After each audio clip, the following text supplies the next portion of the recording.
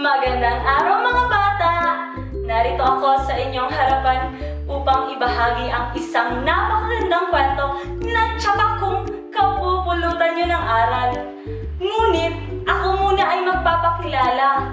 Ako nga pala si Ate May, isang intern student sa Albay Provincial Library and Information Center na nagmula sa Camarines Sur Polytechnic Colleges.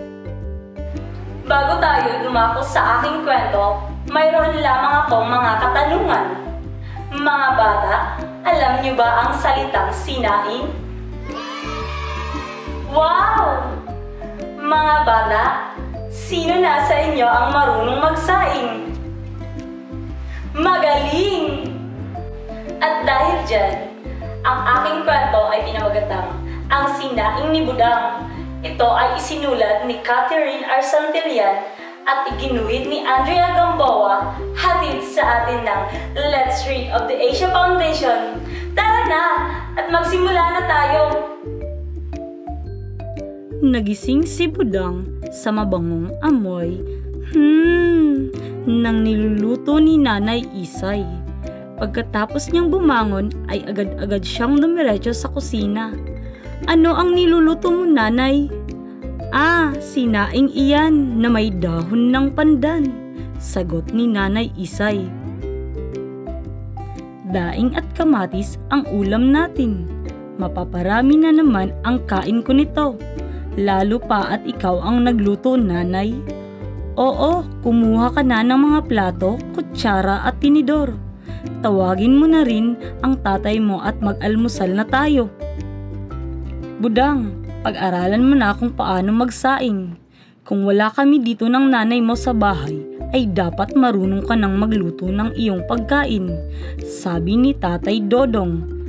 Gusto ko po talaga na matutunan ang pagsaing at pagluto, sagot ni Budang.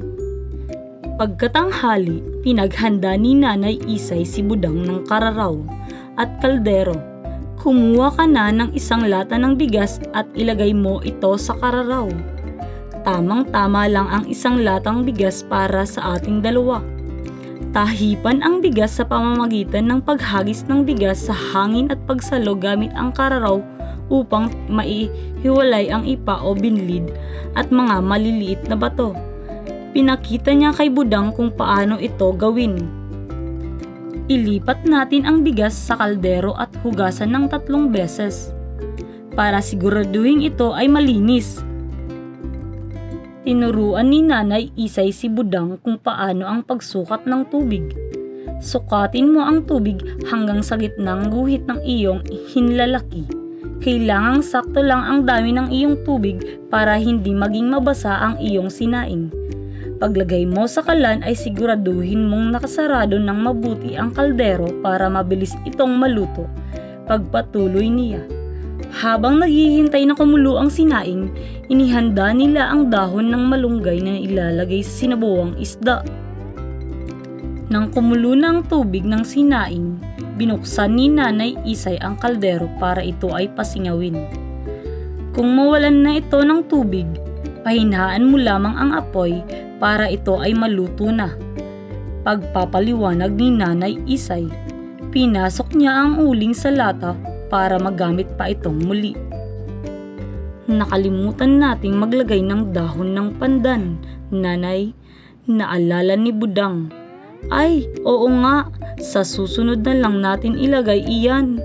Hindi naman kailangan na palaging may dahon ng pandan ang sinaing. Nang sumunod na araw, si Budang na ang nagsaing para sa pananghalian. Sinunod niya ang lahat ng sinabi ni Nanay Isay. Ikaw na ang bahala riyan sa ating kusina, ha? Hindi na tayo magluluto ng ulam dahil meron pang natira kanina, sabi ni Nanay Isay. Pinunasan niya kaagad ang mga bintana sa loob ng bahay. Habang nagbabantay si Budang, nakita niyang nangunguha ng arateles sina Nene at Toto sa labas ng kanilang bakuran. Nene, tawag ni Budang, bigyan ninyo ako ng arateles. Tumakbo palabas si Budang at sumali sa pamimitas. Pulang-pula ang mga bunga at matatamis pa. Mas mabilis tayo kapag ang aakyatin ko ang kahoy. Pagmamalaki ni Budang, kinuha niya ang kanyang tsinelas at saka umakyat. Doon sa kabilang sanga, madami pa doong mga hinog na aratiles. Sigaw ni Nene. Maabot na sana ni Budang ang sanga nang maamoy niya ang sunog na sinaing. Dali-dali siyang bumaba at tumakbo pabalik ng bahay. Pagdating niya sa kusina, pinatay na ni Nanay Isay ang apoy. Ay nako Budang, nasunog ang sinaing mo. Sayang naman ang kanin natin, puro nasunog. Pag uwi ni Tatay Dodong galing sa bukid, mahinahon niyang sinabihan si Budang. Kapag ikaw ay nagluluto Budang, kailangang bantayan mo ito. Naghihirap kami sa pagtatanim at pag-aani ng palay para magkaroon tayo ng bigas. Pasensya po, Tatay.